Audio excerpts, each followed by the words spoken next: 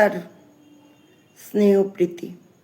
লিখেছেন ডক্টর মোহাম্মদ আলম মিয়া। হঠাৎ মা পুড়ে মরল, কারণটা অজানা।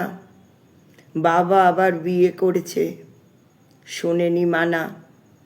মায়ের টেপ রেকর্ডার দেয় ছুঁড়ে ফেলে, বেধড়ক মারে বাবা নিয়ে আনতে গেলে। রাগে দুঃখে ঘর ছাড়ি, হাঁটি আর হাঁটি, রেল লাইন বরাবর দেখি শীতল পাটি।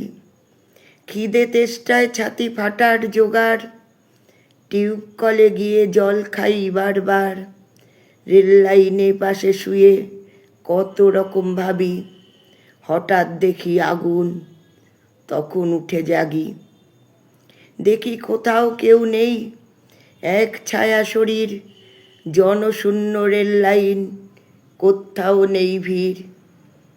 ভোরে উঠে দেখি পাকা কলা এক কাঁদি, কতগুলো খাই বাকি দড়ি দিয়ে বাঁধি।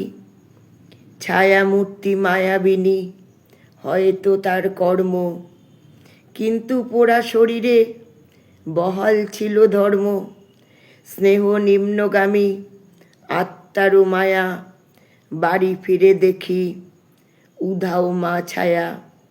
বাবা হঠাৎ বলে, শ্রাদ্ধটাও তো করিনি, অপঘাতে মরেছে ও, এটাও ভাবিনি।